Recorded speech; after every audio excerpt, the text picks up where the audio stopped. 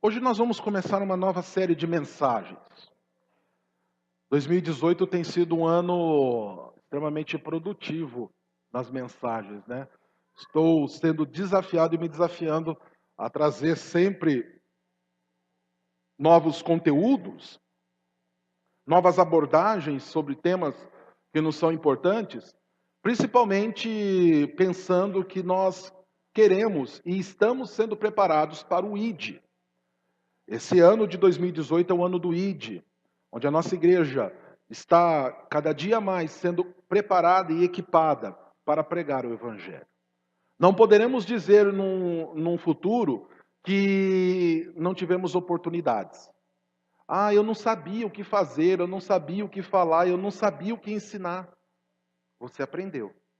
Você está sendo ensinado, você está sendo orientado, sempre segundo a palavra de Deus. Então, preste sempre atenção e se atente àquilo que nós temos ensinado. E dentro dessa proposta do ID, eu não poderia deixar de abordar a questão da internet. Eu não poderia deixar de tratar deste tema que é tão importante para nós. E por que é importante para nós? Porque hoje, queridos, nós estamos conectados. Nós estamos extremamente conectados. Desde os mais novos, que já nascem com a capacidade tecnológica nas mãos, nossas crianças já são touch, né? Eles já aprendem desde pequeno a tocar e a manusear e a fazer. Eles têm essa capacidade. Desde os mais velhos, dos mais experientes. Hoje, a rede, ela é eclética e ela é democrática. Ela recebe os mais novos e os mais velhos. Estamos todos conectados. Fico muito feliz com a oportunidade de inclusão digital de muitos irmãos e irmãs, de ver a oportunidade de comunicação que as redes sociais nos proporcionam. Isso é maravilhoso. Podemos interagir uns com os outros, darmos bom dia, boa tarde, boa noite, né? Alguns gostam de mandar aquelas fotinhas com florzinha e o cachorrinho piscando e as estrelinhas, né? Pririlimpando lá na rede, né? Outros olham e falam assim: meu Deus, eu não quero ver isso. A questão é: a rede é democrática e ela recebe a todos. E mais interessante ainda, queridos, é que essa tem sido uma plataforma e um ambiente onde nós temos cada dia mais aprofundado as nossas relações. Nós precisamos entender que a internet hoje tem sido o veículo e a ferramenta primaz de interação das pessoas. Há pessoas que não conseguem se comunicar verbalmente, olhar olho no olho das pessoas e ter uma boa conversa. Porém, quando estão atrás de um celular, estão ali no Zap, né? Estão ali no WhatsApp, no Facebook, elas são ferrenhas comunicadoras, elas conversam. Às vezes estou conversando com alguns irmãos e irmãs no WhatsApp, permito que me mandem perguntas e eu vou respondendo à medida do possível. E às vezes eu vejo que as pessoas pessoalmente são acanhadas, têm medo, mas no WhatsApp perguntam, pastor, isso e aquilo outro. Inclusive, tem usado o WhatsApp como uma extensão do escritório, até como uma maneira de aconselhar, né? Às vezes a gente não está presente fisicamente, mas nos comunicamos virtualmente, mandamos um áudio, um vídeo, mandamos uma mensagem escrita, etc. e tal. É certo que hoje, a maioria esmagadora das pessoas, elas estão conectadas. Há aqueles ainda que resistem e que olham para a internet, por seus aparelhos, né? Celular, tablet, computador, como a caixinha do Satanás. Né? Tem gente que olha e fala assim, pastor, o celular é do capeta. E eu tenho me esmerado em dizer que o problema não é o celular. O problema somos nós. O problema somos nós. O problema também não é em si somente a internet. O problema somos nós. Que podemos muitas vezes escolher o que consumir, que podemos muitas vezes escolher o que ler e o que acessar, mas pela lascívia, pelo pecado, pela maldade que habita nos nossos corações, acabamos nos enveredando por um conteúdo ruim. E aí é mais fácil dizer, a culpa é da internet, ali só tem coisa ruim, ali só tem coisa do capeta, do que olharmos e corrigirmos aquilo que está em nós. Um dia foram os livros, outros dias foram o rádio, outros a televisão, e hoje é a internet. O homem encontra desculpas e bodes expiatórios para jogar sobre eles a sua culpa. Mas muitas vezes ele não olha para si e vê que a mudança necessária precisa ocorrer nele. Esse é o pano de fundo de que Paulo fala em Romanos 12. Transformar-vos antes, ou transformar-vos, pois, pela renovação da vossa mente. Esse é o vosso culto racional. É a metanoia. É a mudança de mente. Para que vocês possam experimentar qual é a boa, perfeita e agradável vontade do Senhor, nosso Deus. Então a ideia aqui, queridos, dentro dessa série de mensagens, é nos prepararmos, é olharmos para nós e vermos de que maneira nós devemos nos portar dentro desse ambiente, dentro dessa plataforma, dentro dessa rede que nós chamamos de internet. A World Wide Web, né? A www. A rede que está aí. E uma pesquisa que foi apresentada num blog chamado Porta 23, que está lá na blogosfera do UOL. Esse blog apresentou dados de um relatório chamado 2018 Global Digital, da We Are Social Hootsuite. E nesse relatório é divulgado que o Brasil é um dos 3 países onde as pessoas passam, em média, mais de 9 horas por dia conectada na internet. Estamos hoje no top 3 dos países conectados na internet. Se formos olhar para as redes sociais, hoje o Brasil é o primeiro no mundo em conexão e em tempo nas redes sociais. Redes sociais são Facebook, WhatsApp e as outras plataformas aí. Essas são as redes sociais. E se você for olhar, mais de 9 horas, em média, as pessoas estão conectadas. Se você for respeitar a lei da natureza, onde você tem que dormir 8 horas, no mínimo 8 horas, mais 8 horas. Se você for respeitar a lei social e a lei trabalhista, que você tem que trabalhar outras 8 horas, já está faltando tempo aí. Nós já estamos roubando tempo de algum lugar. Porque sobrariam naturalmente mais 8 horas, não seria? Não seria isso? Mas nós ficamos em média 9 horas e 23, 9 horas e pouco, na média aqui do estudo. Então, nós estamos roubando tempo de sono. Pastor, eu gosto de dormir. Então, você está roubando tempo do trabalho, né? O que também não é correto, o que também não é ético. E, com certeza, você está roubando tempo total dos teus relacionamentos e da tua interação com as pessoas que te cercam. Principalmente família, esposa, marido, filhos e afins. Muitas vezes nós não temos tempo para darmos uma boa educação aos filhos. Mas temos tempo para checar um e-mail, temos tempo para entrar no Facebook, no WhatsApp e assim por diante. Mas a questão hoje, eu vou falar de tempo numa outra hora, tá?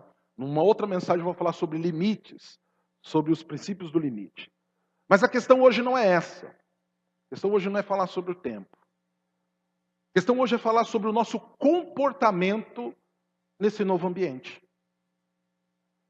É falar sobre como nós, cristãos, devemos nos portar na internet. Esse é um ambiente relativamente novo. Porém, será que não existem leis nesse ambiente? Será que pode tudo na internet? A internet tem de tudo. E eu não sei se você sabe, não sei se você é experiente na internet o suficiente, mas você sabe que essa internet que nós usamos, ela chama Surface. É a internet da superior. Mas existe uma internet chamada Deep Web. Não sei se você já ouviu falar da Deep Web. Não se acessa com qualquer navegador. Você tem que ter no mínimo um Tor, que é um nome de um navegador específico. E ali, gente, Ali tem de tudo. Todos esses casos de pedofilia e tantas outras lias aí que você vê, tá tudo nessa Deep Web aí. Tem na Surface? Tem. Mas na Deep Web aí é de um monte. Eu já naveguei um pouco lá para ver. Um dia eu entrei para dar uma olhada. E se você conhece um pouco de internet, você sabe que quando você começa a navegar, o teu roteador ele começa a pingar, ele começa a luzinha ali, né?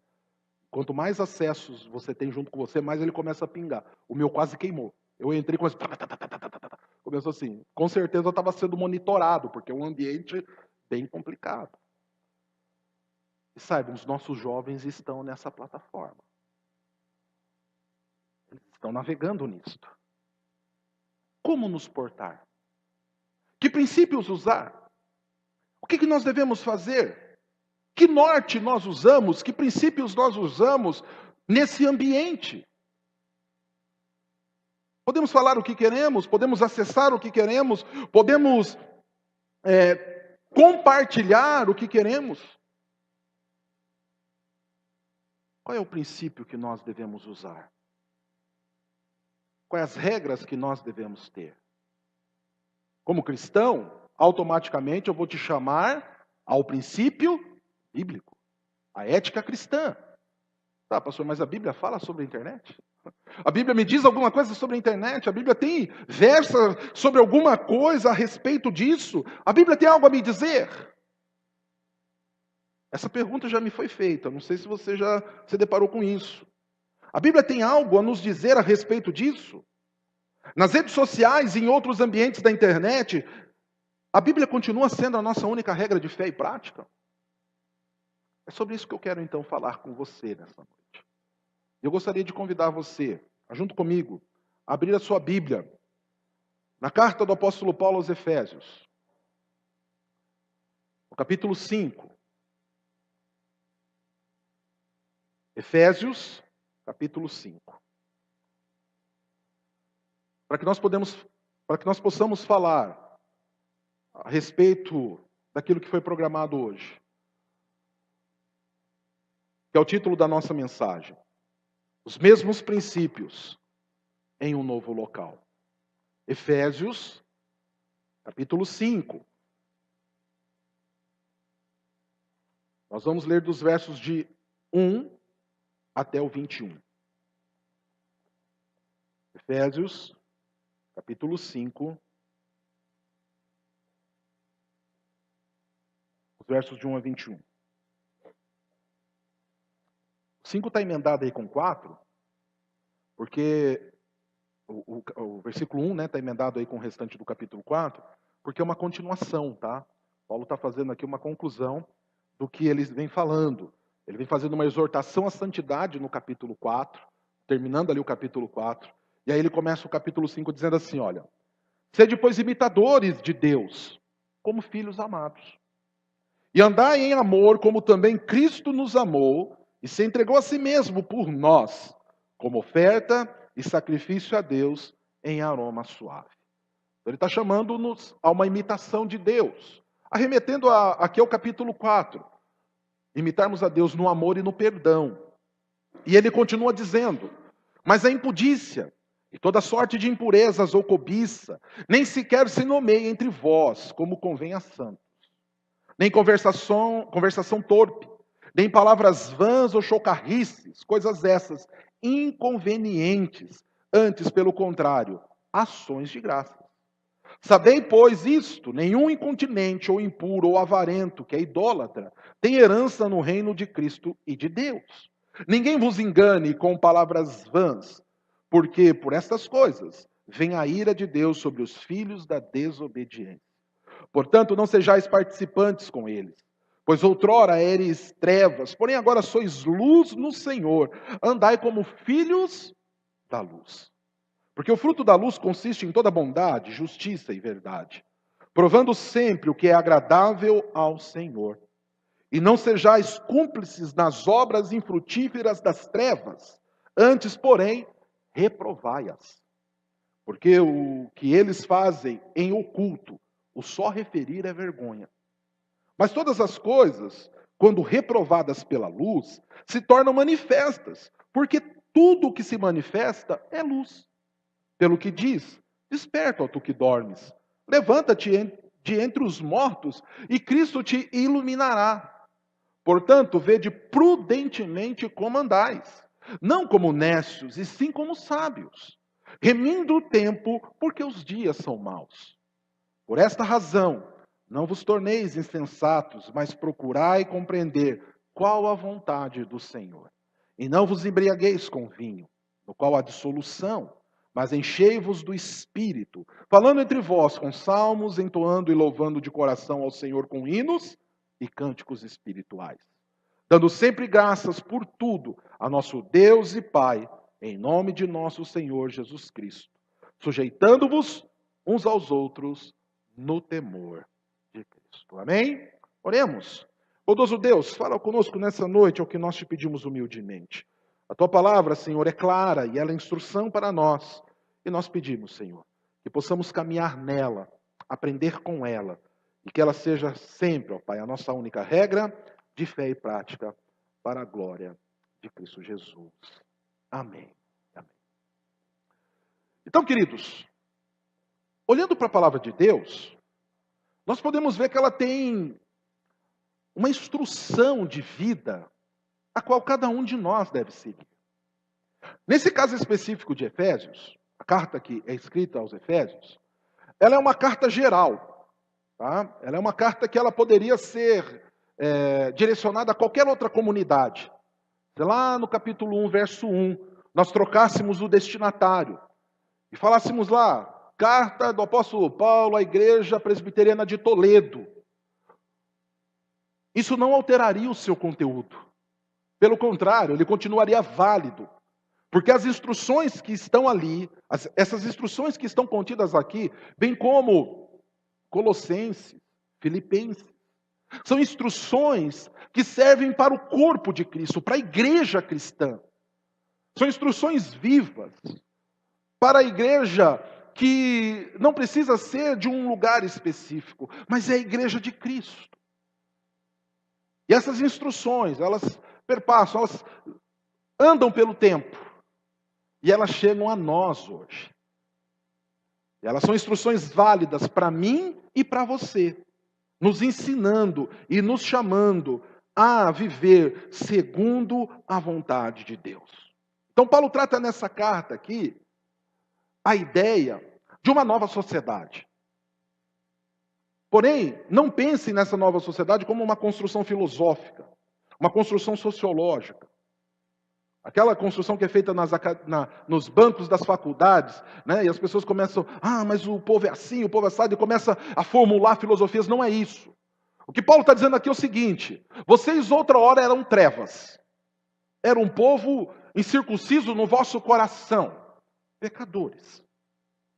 E o Senhor Jesus Cristo vos remiu dos vossos pecados. Ele vos purificou de todos os vossos pecados. E vos fez novas criaturas nele. Ele vos fez novos homens e novas mulheres. Vocês agora são homens e mulheres espirituais, remidos, salvos, transformados. Vivam desta maneira. Vivam como eleitos de Deus. Como aqueles que foram resgatados. O mundo continua maligno, morto e entregue a Satanás. Porém, nós somos uma nova sociedade. Em Cristo nós temos um novo proceder ético. Já não fazemos mais aquilo que fazíamos antes. Já não pensávamos mais como pensávamos antes. A nossa mente agora é transformada e possuída pelo Espírito Santo de Deus. Então, amados, não é condizente que vocês vivam da maneira que outrora viviam. Vivam agora como nascidos de Deus. Novas criaturas, levando aí a ética do reino. Então não era admissível que pessoas que outrora foram predestinadas em Cristo vivessem longe de um padrão diferente de vida. Que vivessem um proceder que não fosse um proceder santo. Olha só o que Paulo escreve no capítulo 1 de Efésios, no verso 4. Não precisa abrir, eu vou ler para você. Assim como nos escolheu nele antes da fundação do mundo, ou seja, Ele nos predestinou para sermos santos e irrepreensíveis perante Ele em amor. Então Ele nos chamou, Ele nos tirou do império das trevas, Ele nos elegeu em si, para quê? Para que vivêssemos em santidade em amor. Ele coloca aqui um ambiente específico para que isso se manifeste? Um local específico? Um tempo específico? Uma data específica? Não. Isso aqui é algo que serve para qualquer cristão em qualquer momento, em qualquer tempo, em qualquer hora, em qualquer ambiente. Na realidade, queridos, algo que nós precisamos entender é que mesmo que a Bíblia não verse sobre algo específico, ela não tem ali nas suas entrelinhas ou nas suas linhas escrito internet,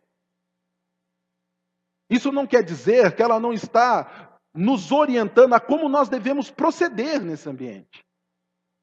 Porque independente do lugar onde nós estivermos, e a plataforma onde nós estivermos navegando ou interagindo, ali ainda permanecem os princípios cristãos e os ensinamentos da palavra de Deus. Na realidade, nós não podemos nos deter a só um ensino ou só a questões específicas. Nós não devemos também ser extremamente literalistas. Mas nós devemos absorver o ensinamento e o conhecimento bíblico e aplicá-lo na nossa vida por onde quer que formos e onde quiser que nós estejamos. Ou seja, a Bíblia e a sua história e o seu ensinamento, ela serve para reger, direcionar e para nos conduzir em toda a nossa interação, em toda a nossa vida. Então ela serve para orientar como nós devemos nos portar no casamento, ela nos orienta como nós devemos nos portar na faculdade, na universidade, na escola, no ambiente de trabalho. Para estes, a Bíblia tem palavras específicas, por exemplo, para os servos, para aqueles que trabalham. Mas, por exemplo, naquela época, não tinha as universidades como nós conhecemos hoje. Então quer dizer que o estudante universitário está livre para fazer o que quiser? Não! A Bíblia, no seu conhecimento geral, ela vai nos orientando a como nós devemos proceder eticamente aonde nós estivermos. Mesmo que ali não esteja escrito faculdade, internet ou um ambiente específico. A palavra de Deus, ela tem orientação, então, para todos nós. E Paulo está fazendo isso. Ele está trazendo conhecimento para a igreja de Efésios, ensinando-os a se portar naquela sociedade onde eles estavam. Mas se fosse mandada essa carta para os laodicenses, se fosse mandada essa carta para os irmãos de Colosso, independente do destinatário, o ensino e o conhecimento que ali estava, o procedimento que ali é descrito, permanece vivo e verdadeiro. E nós então somos chamados a cumpri-lo e a vivê-lo. Então, para o ambiente da internet, o que nós fazemos? Nós usamos todo o nosso conhecimento bíblico, que nos chama a santidade, retidão, que nos chama a vivermos de uma maneira correta, e aplicamos de maneira que essas sejam as diretrizes que nós devemos seguir. Tanto porque nós temos como princípio também aquilo que o apóstolo Paulo nos ensina em 2 Timóteo 3,16. Toda a escritura é inspirada por Deus. E para que ela serve? Ela é útil para o ensino, para a repreensão, para a correção, para a educação na justiça, a fim de que o homem de Deus seja perfeito e perfeitamente habilitado para toda boa obra. Em todo o ambiente, em todo lugar, em toda plataforma. Queira ela real ou virtual. Queira ela nessa interação que nós estamos aqui, ou no cyberespaço. A Escritura tem a orientação que nós precisamos. E pelos princípios da palavra, somos então perfeitamente habilitados para toda a boa obra. E quais princípios então devemos cultivar, segundo o ensino de Paulo aos Efésios, quando nos referimos à internet e às redes sociais? Que princípios são esses? É isso que eu quero então abordar com você nesse momento. Nós somos novas criaturas de uma nova sociedade, no mundo virtual, nós devemos seguir então os seguintes princípios. O primeiro deles, o princípio do corandeu. Não é do curandeiro não, tá? Não precisa sair daqui atrás de um curandeiro não. É corandeu. O que isso significa? Eu mandei um artigo para vocês esses dias no WhatsApp aí, tá? Quem está no grupo da igreja viu. Corandeu significa presença de Deus. É um princípio do cristianismo que nos ensina que Deus está presente em todos os lugares. E nos ensina que Deus vê todas as coisas. Ou seja, Deus está presente ali naquele quarto, à meia luz ou luz apagada, aonde você está acessando a internet e vendo aquele conteúdo que muitas vezes não é um conteúdo digno de adentrar os olhos e a mente de um homem e de uma mulher de Deus. Tua esposa pode não estar vendo, teu marido pode não estar vendo, os teus pais podem não estar vendo, o pastor pode não estar vendo, ou o conselho da igreja pode não estar vendo, mas Deus está vendo. E Ele sabe o que você está acessando. E quando nós vamos acessar, nós devemos ter esse princípio. Isso dignifica e glorifica o nome do Senhor? Ah, mas ninguém está vendo, não importa. O Senhor está anotando lá no livro da vida os teus atos e a tua conduta. E a palavra do Senhor em Provérbios 15, verso 3 nos diz: os olhos do Senhor estão em todo o lugar, contemplando os maus e os bons. Os olhos do Senhor estão em todos os lugares. Deus está vendo, Ele está presenciando. E aquilo que você acessa tem poder de alegrar ou de enfurecer o coração de Deus. Não de influenciar a Deus, tá? Não é uma influência. Como se Deus pudesse influenciar por coisas feitas por homens ou pelos homens. Mas, quando nós fazemos a vontade do Senhor e buscamos a santidade, nós alegramos o coração do nosso Pai. Porém, nossa má conduta enfurece o coração do Senhor. Nós vemos na palavra de Deus, várias vezes, o Senhor manifestando a sua ira por conta da má conduta do seu povo. Lá nos Salmos, vai dizer que as narinas do Senhor estão fumegantes, soltando labaredas diante da iniquidade do seu povo. Então, os olhos do Senhor estão ali. E com isso nós precisamos saber que a presença de Deus está em todo lugar. E essa também será a certeza que nós temos de que Ele há de julgar. Ele é juiz. O Senhor nosso Deus é juiz para julgar as boas coisas e as más coisas. Para julgar aquilo que fazemos de bom e também para fazer aquilo, ou para julgar aquilo que fazemos de ruim. Paulo diz aqui, nesse texto que nós lemos de Efésios, capítulo 5, os versos 5 e 6. Ele diz: sabei, pois, isto, nenhum incontinente, ou impuro, ou avarento, que é idólatra, tem herança no reino de Cristo e de Deus. Ninguém vos engane com palavras vãs, porque por essas coisas vem a ira de Deus sobre os filhos da desobediência. Ele vai julgar, vai pesar a sua mão. Sobre quem? Sobre os incontinentes, os que não têm controle, os que não têm domínio, que não conseguem controlar o que acessa, que não conseguem controlar o que falam, que não conseguem pôr filtro diante dos seus olhos, os impuros. Quem que são os impuros? São os que não são puros, os que estão contaminados, intoxicados.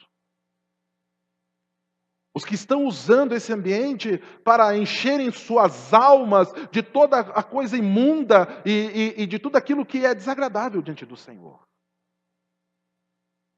Corandeu. Deus está presente aqui. Vasculhando a tua mente. Sabia disso? Tome até cuidado com o que você pensa. Está aqui olhando a tua mente. A palavra do Senhor diz que Ele vasculha, Ele esquadrinha os nossos corações. Mesmo que você não diga nada, mesmo que você faça a cara mais bonitinha, vocês têm umas caras bem bonitinhas, mas o Senhor está olhando dentro do teu coração. Esse é o primeiro princípio, quando nós estamos acessando as redes, quando nós estamos na internet, lá no Facebook, lá no WhatsApp e assim por diante. O Senhor está ali. E nós precisamos manter esse princípio vivo nas nossas mentes e nos nossos corações. O segundo princípio que nós devemos ter é que devemos andar, aqui eu poderia até de maneira criativa, né?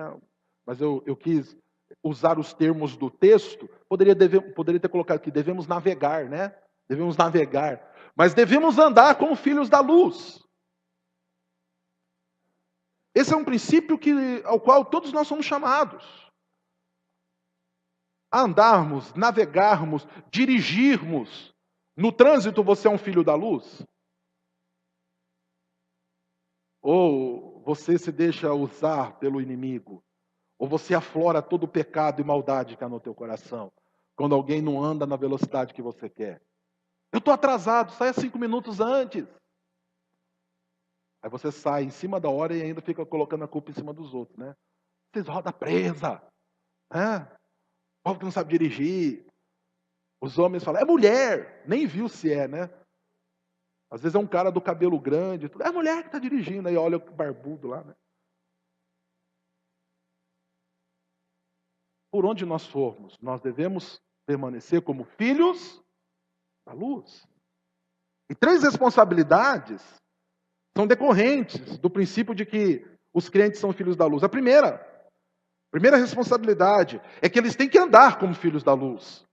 Antes, não apenas andávamos em trevas, mas éramos trevas. Agora, não só estamos na luz, mas nós somos a luz.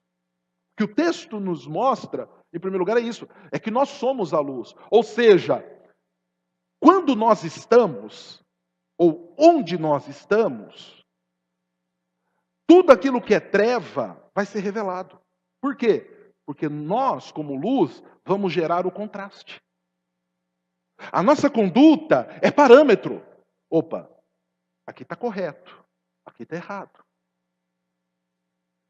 Então nós nos tornamos tábuas de medida. As nossas atitudes se tornam parâmetros de comparação. Por quê? Porque nós somos luz. E a nossa conduta ilumina e traz à tona tudo aquilo que é treva. Então, nós devemos andar sempre como filhos da luz. A segunda responsabilidade é que aqueles que são luz no Senhor devem produzir frutos luminosos. Os versos 9 e 10 nos dizem assim, deixa a tua Bíblia aberta em Efésios 5. Porque o fruto da luz consiste em toda bondade, justiça e verdade, provando sempre o que é agradável ao Senhor. Ou seja, toda bondade, justiça e verdade contrastam com a vida impura e lasciva daqueles que são trevas e vivem nas trevas. Então a nossa conduta na internet, navegando no ciberespaço, deve ser uma conduta que produza luz. Frutos da luz. Nossa navegação, a nossa estada ali naquele ambiente, deve produzir frutos da luz. Deve produzir bondade, justiça, verdade. De maneira que, mesmo na internet, as obras de injustiça e impiedade sejam reveladas. Uma outra responsabilidade, a terceira e última dentro desse ponto, é que os filhos da luz precisam, e eu quero que você guarde isso no teu coração, preste bem atenção no que eu vou te dizer. Os filhos da luz precisam condenar as obras infrutíferas das trevas. Não é só revelar, cabe a nós condenar. Olha o que diz o verso 11: e não sejais cúmplices nas obras infrutíferas das trevas, antes, porém, reprovai-as.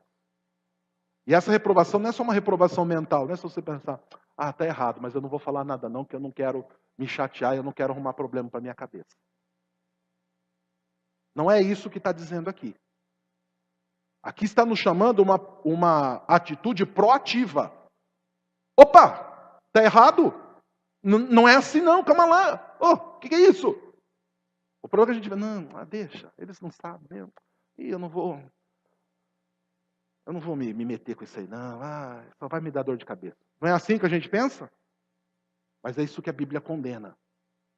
Sabia que você vai ser condenado se você tiver essa atitude? Sabia que isso é reprovável diante do Senhor?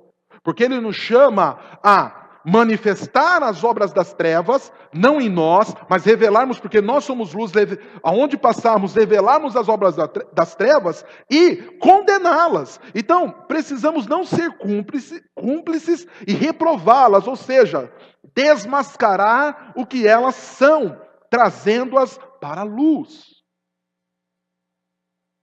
Nós devemos desmascarar. Então, você está vendo um irmão, uma irmã compartilhando conteúdo inadequado. Reprove-o. Esses dias eu arranjei uma grande dor de cabeça. Um grande figurão da nossa igreja, um desses de renome.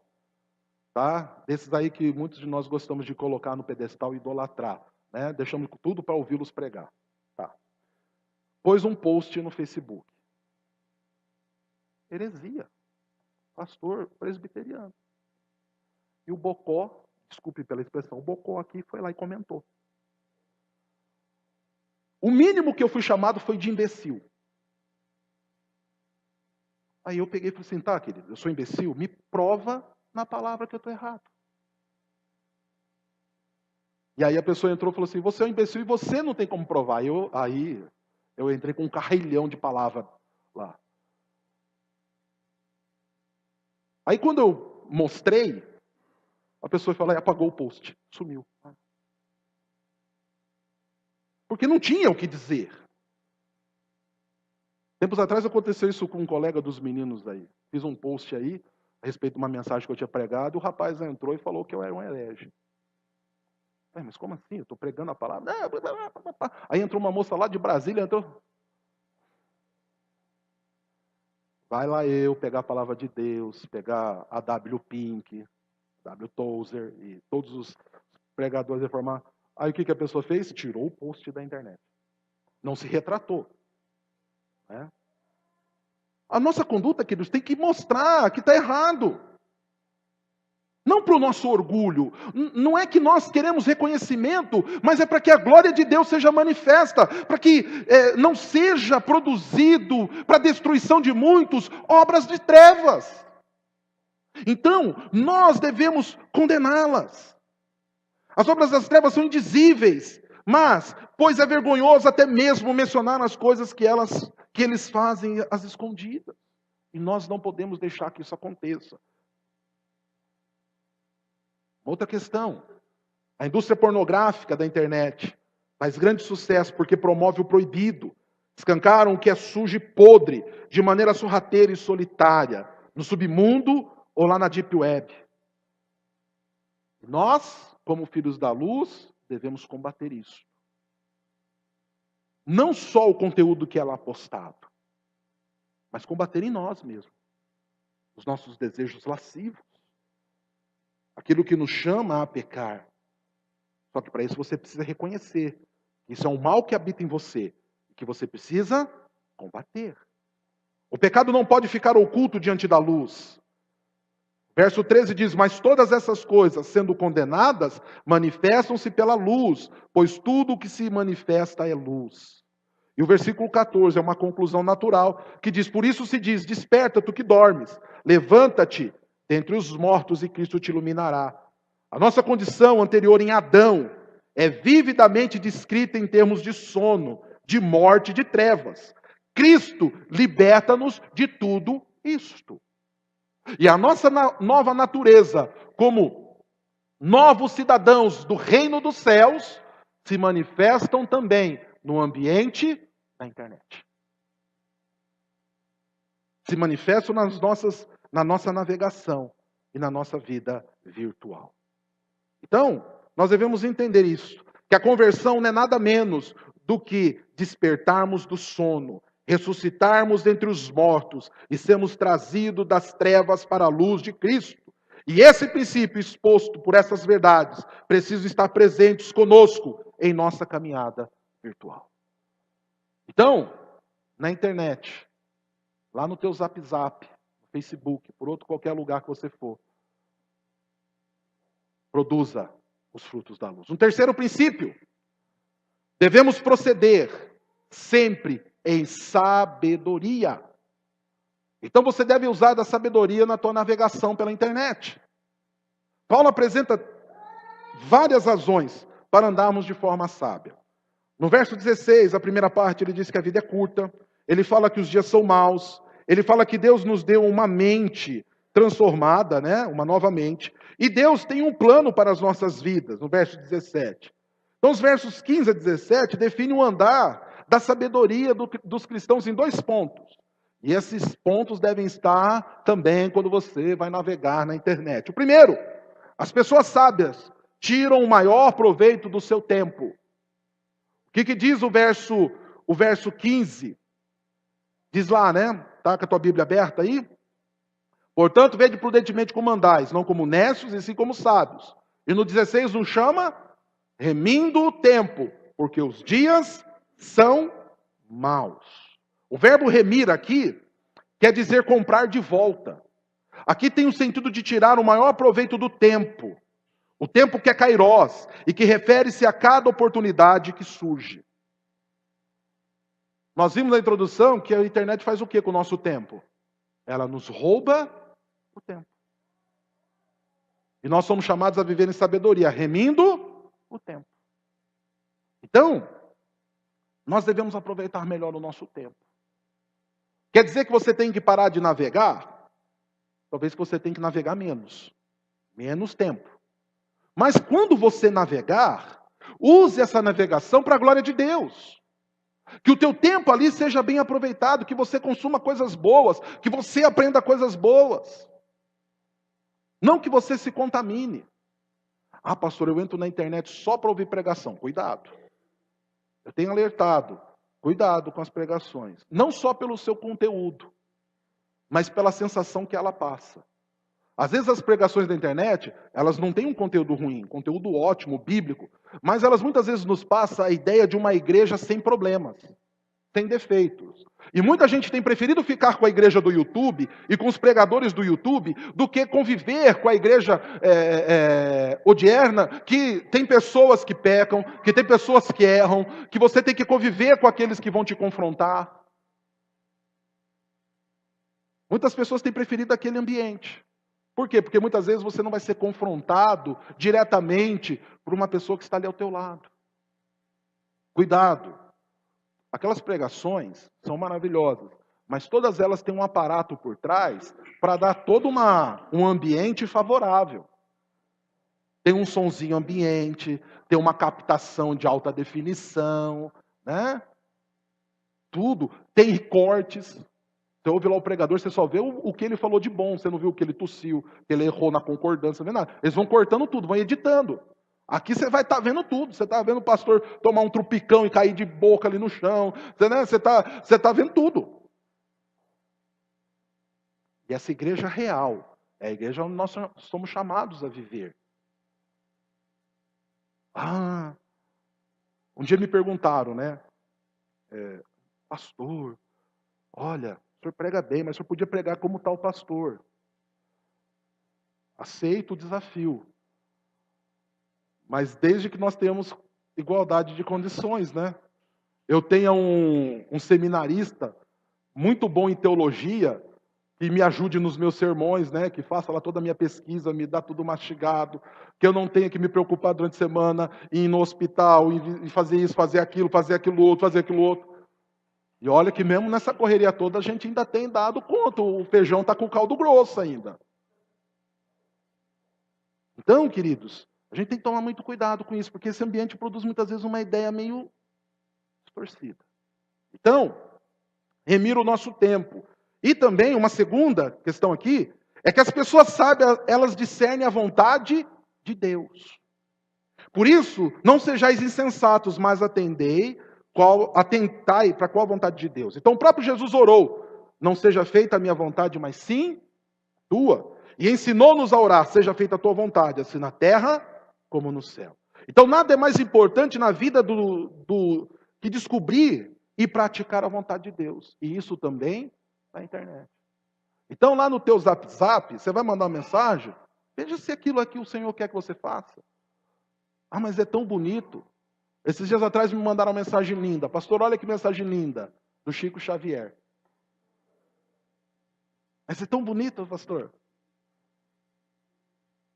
Acho que a pessoa, eu quis entender que a pessoa não sabe quem é o Chico Xavier. Eu quis entender isso. Né? Tem que ter sabedoria, querido. Tem que ter etiqueta também. Eu não sei se você aprendeu isso, eu aprendi muito isso. Que a gente tem alguns horários, né? Então eu não vou mandar um zap zap lá para a irmã tal 2 horas da manhã.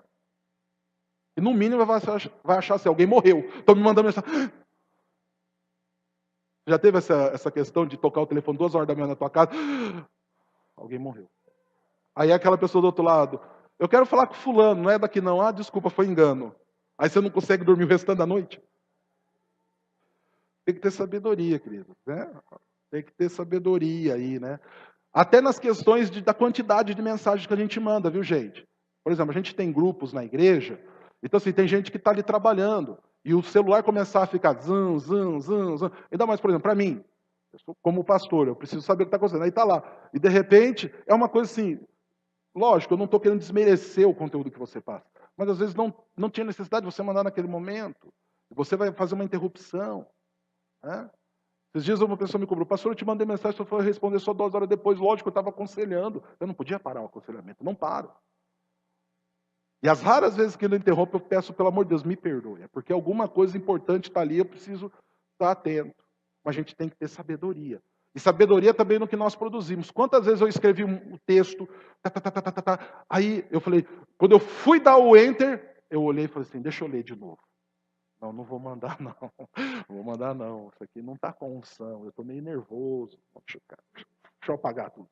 Aí antes de apagar eu recorto, né? Copio e recorto. Depois eu só colo lá de novo. Aí depois eu falo, não vou mandar não. Não vou mandar. Meu coração não estava em paz para escrever o que eu escrevi. Não vai produzir os frutos da luz. Tem que ter sabedoria, querido. Sabedoria nos termos que se usa, tá?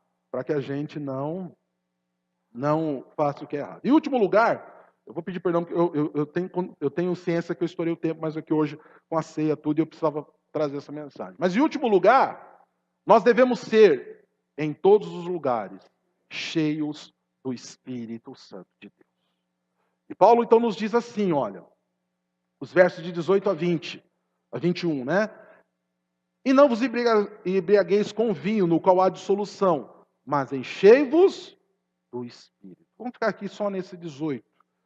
Não vos embriagueis, mas enchei-vos do Espírito. E aqui, quando Paulo chama a não se embriagar, lógico, nós temos a ideia. O contexto aqui está falando da bebida alcoólica. Tá?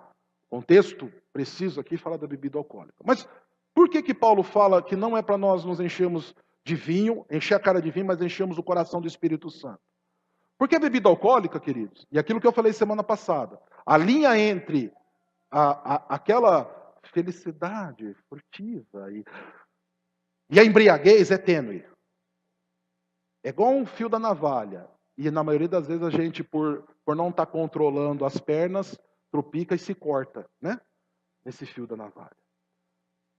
O que Paulo está dizendo aqui, e o termo embriaguez aqui, não vos embriagueis, se você for usar uma das traduções possíveis dele, uma das traduções possíveis é intoxicação.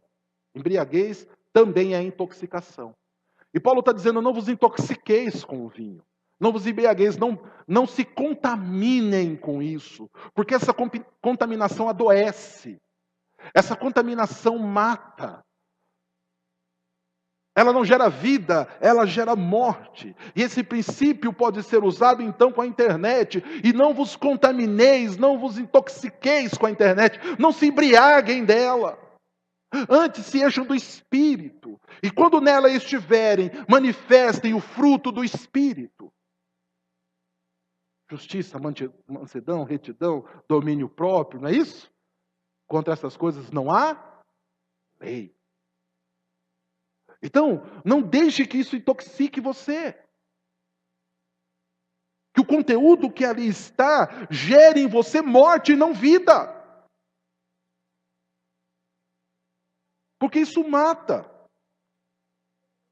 considere agora como Paulo pinta o contraste. O resultado da embriaguez, escreve ele, é a dissolução. É a dissolução. As pessoas que estão bêbadas, que estão intoxicadas, entregam-se a ações desenfreadas, dissolutas e descontroladas. Comportam-se como animais, até mesmo de maneira pior que os animais.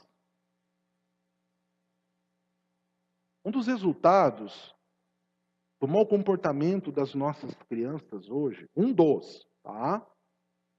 Que as nossas crianças estão embriagadas de um péssimo conteúdo da internet. Muitas vezes os pais têm deixado os filhos serem educados pelos conteúdos virtuais, pelas plataformas virtuais. Aquilo ali entrete a criança, aquilo ali ludibria a criança, embriaga a criança e tira a responsabilidade dos pais. Eu vi um vídeo essa semana que eu fiquei chocado. Lá na China, lá eles estão preocupados lá no hemisfério norte com o aumento assustador de afogamento. Lá é calor agora, lá não está frio como está aqui, lá é calor, é verão. Então as pessoas vão para as piscinas, vão para o mar, tudo. E na China, eles filmaram uma mãe que foi para um resort com a família, e a mãe estava com a criança na piscina, dessas piscinas que dá aqui, mas para uma criança pequena, o que acontece? Pode ser fatal. E a mãe entra com a criança está ali nadando, e a mãe pega o celular e vai virando, e a criança vai ficando aqui. De repente, e a câmera de segurança filmando, a criança se afoga. E a criança morre. E a criança fica no fundo da piscina, a mãe vira, termina ali, vira, não vê, sai, vai embora procurar a criança. E a criança está a poucos metros dela de morta. Ela não viu por quê? Estava embriagada pela internet. E aí, sabe o que os salva-vidas estão falando na Europa? Há uma campanha, inclusive, na Alemanha. Pais, se vocês vieram se divertir com seus filhos, desliguem seus celulares. Então, você que muitas vezes, às vezes não se preocupa com isso, mas isso é uma verdade. Às vezes nós estamos embriagados, intoxicados com esse conteúdo. Nos intoxicamos, homens, com as mulheres da internet. Lembre que na internet tem Photoshop. Ai, como ela é linda. Ai, como ela é formidável. Ai, como ela... Vai se intoxicando. Aí olha para o lado, você não é tão linda, também não é tão formidável. Cozinha bem, mas não é tão linda e formidável. E vai se embriagando com aquilo. As mulheres olham, né? Os rapazes, com os seus abdômenes todos divididos. Né? O meu é dividido entre gordura, né? e pele. E vai, ele é tão bonito. E aí ele manda aquelas palavras bonitas, ele vai lá, pesquisa no Google. Carlos Drummond de Andrade. Aí ele manda, né? Ai, como ele é romântico. Né? E eu com esse burro chucro aqui do meu lado. Né? E vai se deixando iludibriar. Os adolescentes, eu descobri agora, com a minha filha, um tal de Shawn Mendes. É um cantor canadense. Eu achei que era um comediante cearense. Shawn Mendes, parece comediante cearense. Não, é um cantor canadense. Né? Como que é o nome da companheira dele lá? É Camila Cabello, né? É canadense, chama Camila Cabello. Não é nome de comediante cearense? Né? Na minha época era Didi Mocó, né? Sorrisal, Mufungo, Novalgina, né? Agora é Shawn Mendes. E aí ele é lindo. Lógico, ele está todo maquiado, todo photoshopeado, tem rímel no olho dele, tem um batonzinho na boca dele. Eu olhei e falei, isso não é homem, não. Tem rímel. Isso embriaga. Embriaga. Nós estamos embriagados agora pelos heróis do período eleitoral. Vai nos armar.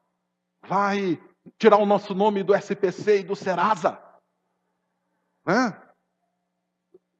Vai nos dar uma viagem paga para a Lua. Quer dizer, isso vai embriagando. Tem colegas pastores que falam mais do seu candidato nesse tempo do que de Jesus. Não vos embriagueis. Não se intoxiquem. Não deixe que isso contamine vocês. Porque isso mata. Então, Paulo dá um antídoto para isso. Qual que é o antídoto que ele dá? Encham-se do Espírito de Deus. Encham-se do Espírito. E o resultado de estar cheio do Espírito Santo é totalmente diferente. Se um excesso de álcool desumaniza, ou um excesso de internet desumaniza, e na internet isso é verdade, porque ela nos tira da humanidade, e transforma um ser humano em fera, a plenitude do Espírito nos torna mais humanos, porque nos torna como Cristo Jesus. Então se encham do Espírito Santo, no qual não há dissolução. Pelo contrário, a vontade do Senhor é feita. Então, queridos, nós temos aqui, segundo o que Efésios nos diz, princípios os quais nós devemos seguir. E esses princípios devem estar na nossa vida virtual, no nosso testemunho, de maneira que nós possamos glorificar, bendizer e exaltar o nome do Senhor. Amém? Louvado seja o nome do Senhor e que essa palavra entre no teu coração poderosamente em nome de Cristo Jesus. Oremos. Pai, muito obrigado por essa palavra, que ela nos abençoe, que nós possamos voltar aos nossos lares, fortalecidos e abençoados por Ti, no nome de Cristo Jesus. Amém.